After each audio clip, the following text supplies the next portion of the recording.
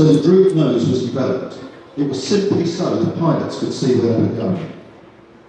The first step is to put the heat shield or visor down. And if you look at the top, you'll see that sliding down now. This slightly improves the pilot's visibility, but they can't see the taxiway or runway, so the nose goes down to 5 degrees. Now, a pilot can taxi out and can sense anticipation already. In most airlines, the pilots are situated more or less over the nose wheel, which steers the aircraft on the ground. On Concorde, the pilots are sitting some 30 feet ahead of the nose wheel. So it's rather a strange feeling for the pilots to be turning corners on the taxiway and finding themselves looking down on grass most of the time and trying to keep between those very important yellow taxi lines. All goes well, we arrive at the runway and put the landing lights on to make this very visible.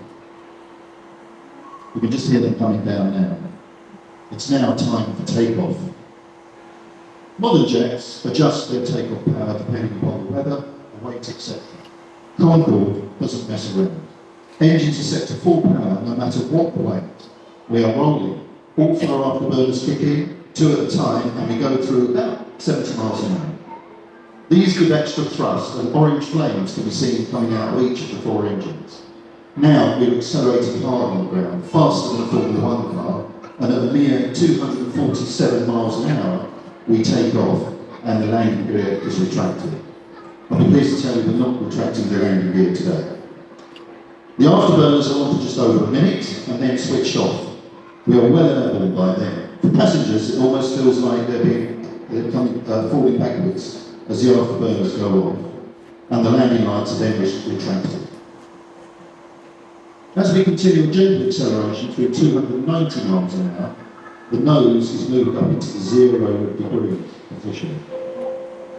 And then the visor is moved up.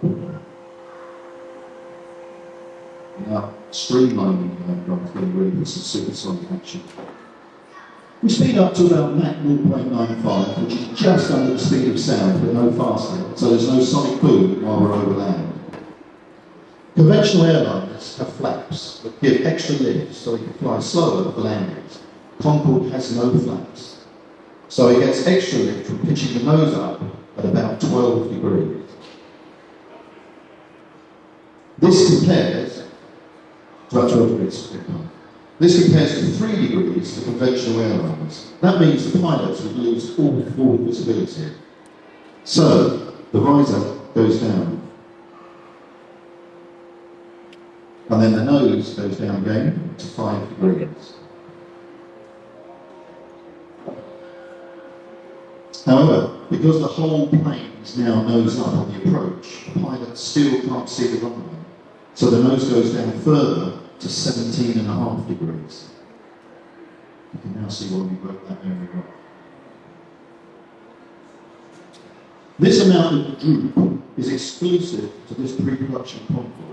When airline pilots started training on this plane, they didn't like the fact that the nose went out of sight, so it was modified to try a different nose position of 12.5 degrees.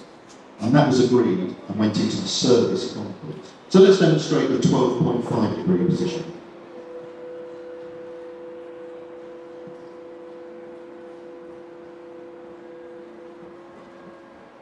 This is the maximum droop that was installed on all of the British Airways and Air France Concordes.